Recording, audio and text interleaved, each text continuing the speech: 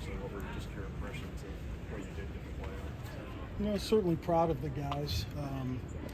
Just from the standpoint of the long extended delay and the ability to stay focused, I really felt they played better as the game continued to go on. So I think a lot of positives, obviously a lot to clean up, but again, we talked before the game, you never know exactly what you're going to get till you get in front of those live bullets, and so it's good to see those guys respond. How did you evaluate the offensive line's play? Thought they did a nice job. They really did. They played extremely hard. I was very pleased with the ability to run the ball, when we needed to, and certainly on the explosive plays. It always starts with those guys up front. And so the ability for them to hold up in protection gave us time to throw the ball down the field, and I thought that was impressive. What do you think of Brock's first kind of game, getting that full, I guess you could say, full game of SEC play? Yeah, tough brand of football. I really thought that a couple times. I know certainly from the standpoint of running him at times, he plays physical, that he's got to get down and protect himself because we're going to need that guy. But I think we got a good player there. I think you guys were able to see that, the toughness, the resiliency, more so not when things were going good, but how he responded when things weren't going good, and we're certainly excited about his play. What did you see from the way he went through his progressions? I thought he did a nice job. I really did. I just think he's a really steady player, and I think you guys have gotten to know him. He's never too high, never too low. He knows exactly who he is, and I think that's the biggest thing in a game like that. Certainly in your first experience starting, the ability to just stay calm, one play at a time, stay focused, continually getting better. That's a huge bonus for us. What do you make of the running game being down a starter, and what do you think of Demi and the rest of the guys? Yeah, there's been an edge with that group, for a long time. I think just naturally, whether there's no, lead returning starter or any maybe big name type guy in that room, they took it upon themselves. Obviously, we know it's going to be a big challenge this week and an extremely physical group that we're going against, but we're bringing along that group. It's a by committee, and we're excited for those guys to see them play on Saturday. You leaned on Patterson in that one drive, and he almost got you into the end zone. What's going through your mind as a play caller? Were you all trying to let him punch it in there?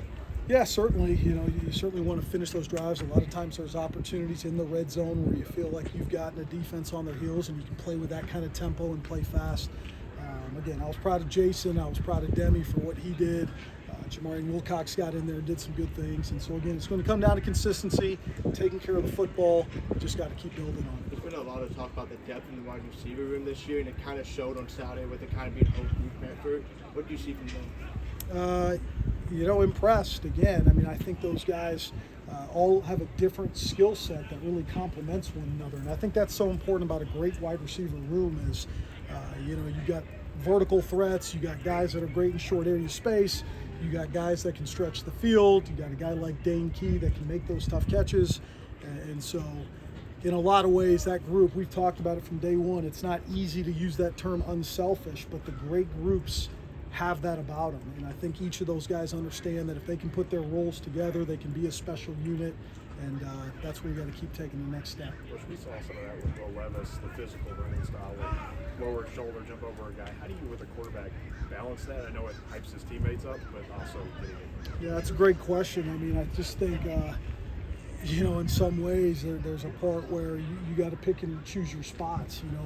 Again, when it was 3rd and 8 and Brock lowered his shoulder and got us 9 yards, it's a physical game and you got to do what you got to do. But I think on some of those first and second down runs where there's opportunities to get down, you got to do so. And so, especially with a kid like that who's so bought in and 3,000% wanting to prove it to his teammates, it's almost the other way. You got to prove it to them that you're willing to step out of bounds and play the next play. And sometimes those guys have just got to go through it to learn that. Well, you're going to face some good edge rushers this season, but how do you prepare for a team like this that has two really dynamic guys?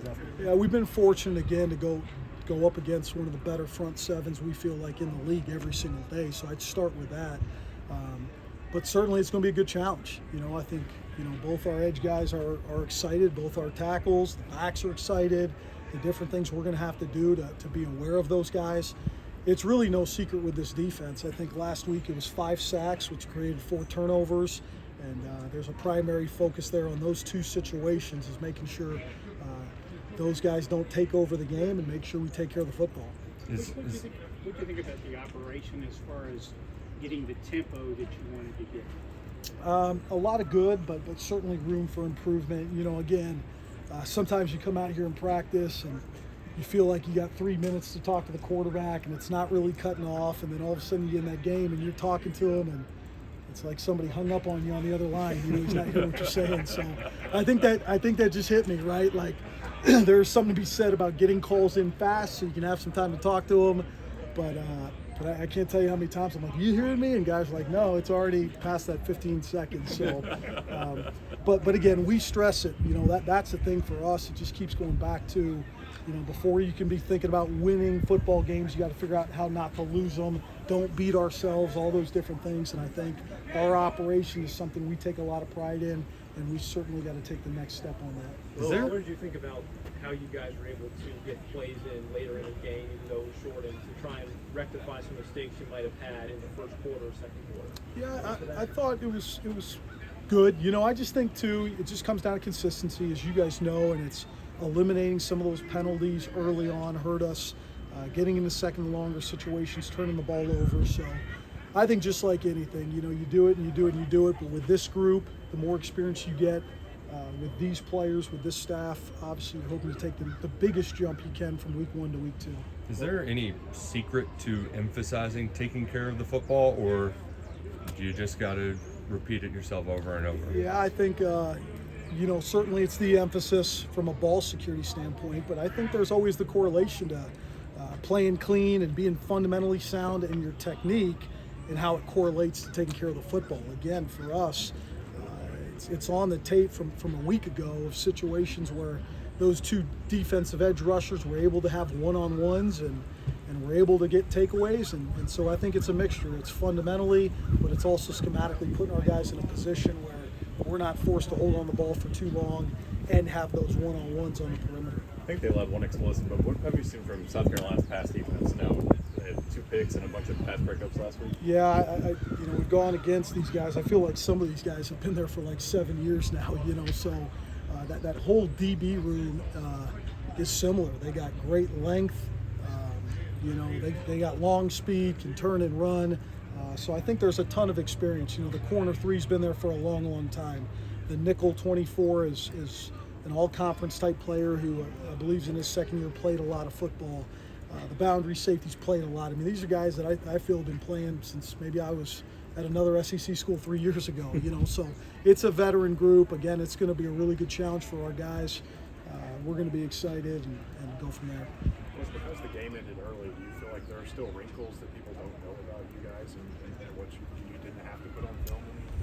Yeah, it's a little bit of give or take. You know, there's some things you didn't show, but then there's always the part of, with the plays you did show, you're able to correct them and take the next step on them. So I think there's a little bit of balance there. But, you know, I think all in all, certainly an interesting experience in our first one there. But, you know, we accomplished what we needed to and got enough reps to get a good evaluation. What was your reaction coming out to that 2 hours late and seeing 60,000 fans? I've never seen anything like that. I mean that. I mean, I was in my office. I actually had Brock up there for about an hour and a half because we didn't know what was going on.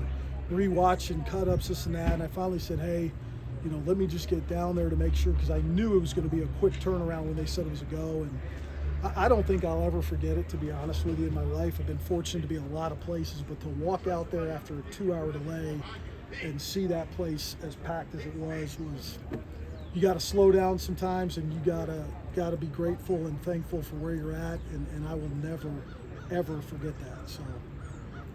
Okay, folks, so very good.